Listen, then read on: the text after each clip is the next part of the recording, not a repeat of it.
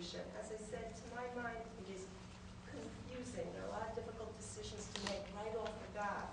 So how do we begin? Initial steps in planning a grant, and these are the main points that we're going to cover in the next 45 minutes. Knowing when to apply for funding. And that's a hard one. When do we apply? Do we apply because there's pressure on us from our departmental chairman? And the answer sometimes is yes. Sometimes we're under pressure to apply, and that's why we apply. But what's the ideal time to apply for funding? How do we make that decision? The next one, a huge one that we're going to spend some time talking about, assembling our grants team. So the good news is that when we put in a grant application, it's not just us anymore. It's not just an individual writing a grant. The most compelling grants, in my opinion, the most compelling, the most attractive, and if I had a crystal ball, I would say the types of grants that we will certainly see funded in the future are going to be grants in which we see multidisciplinary teams coming together. Okay? So the good news is that we're going to be able to share the burden in terms of writing our grant. Identifying an appropriate funding source, and we're emphasizing the NIH today because this is NIH sponsored, but also there are a lot of good reasons for going to the NIH. I'm a huge believer in applying to the NIH for funding.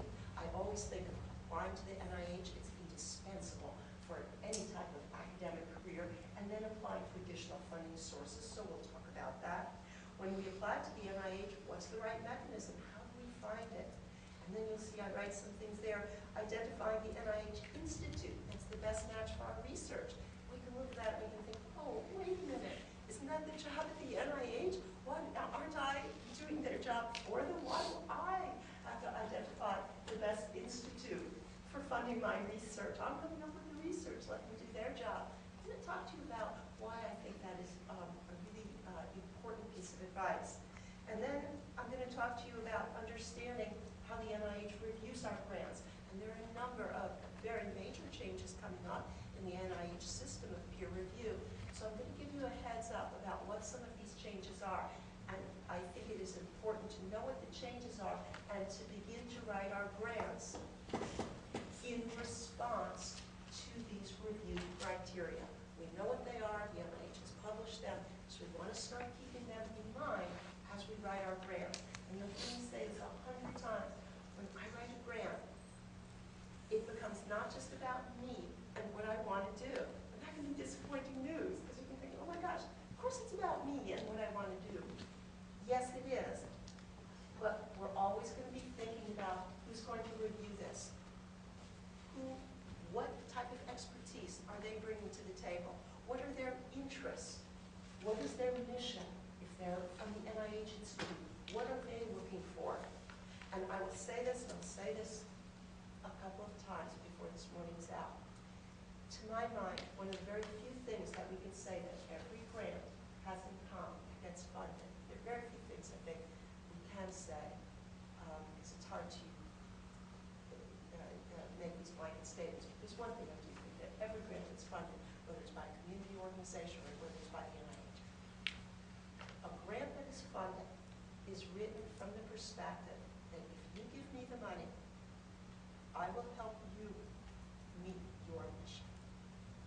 If you give me the money to carry out this research that I want to do, as I carry out my research, part of what I will be doing in carrying out this research has been capitalized. This research has been envisioned. This research has been designed in a way that will help you, as the funding agency, meet your mission.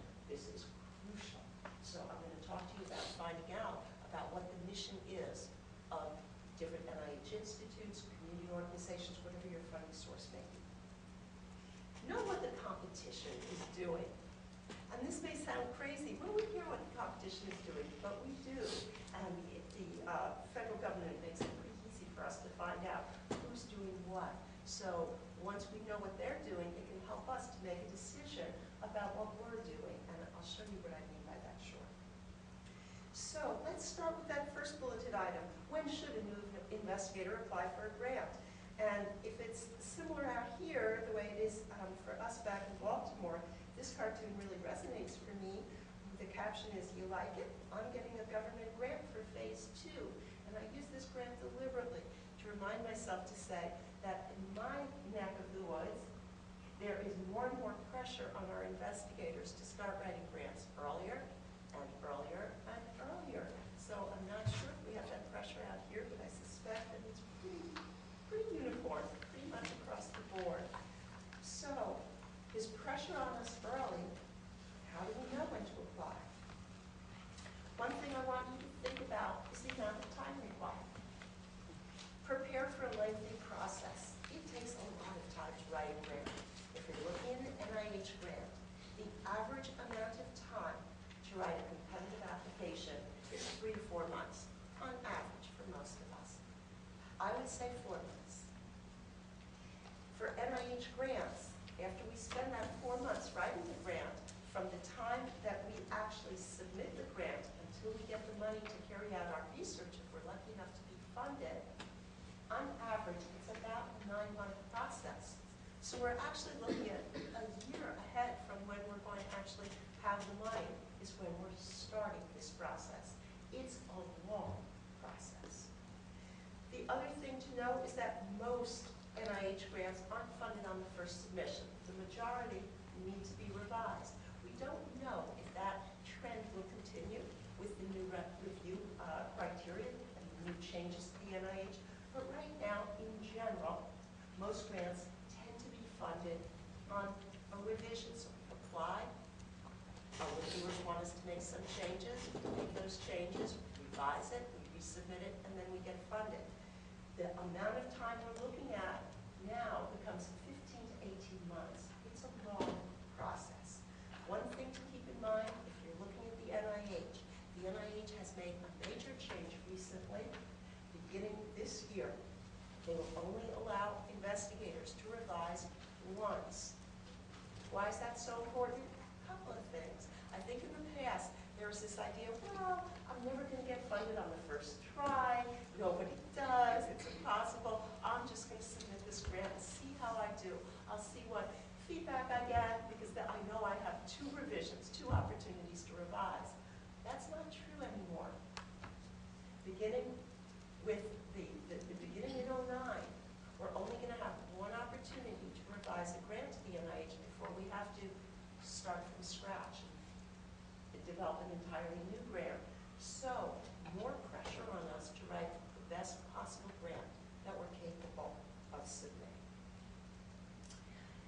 Another factor to consider, and I want to spend a minute on this. To my mind, it's very important to always consider a funding climate that we're dealing with.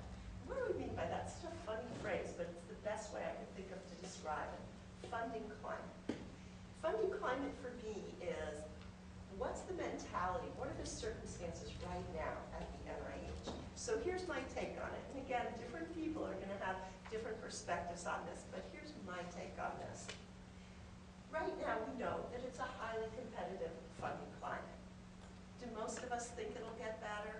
Absolutely. I think there's no question that in the future, funds will loosen up. We will see much more money going into the NIH budget. We know that Barack Obama, the president-elect, has pledged to again double the NIH budget. We know that.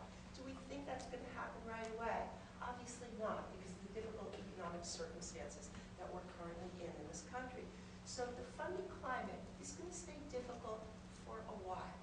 And you think, well, okay, so it's really competitive, it's hard to get a grant funded. Are there other ramifications? And I'm going to argue that there are. When it's a competitive climate, such as the climate we're dealing with right now, my take on this is that our reviewers, when they know that they have limited funding, I think there becomes almost what I'm going to call a conservative bias. And when I say conservative, I don't mean politically conservative. I mean that there's a bias towards favoring what looks like a sure thing. And we think, well, how do we make our research look like a, quote, sure thing?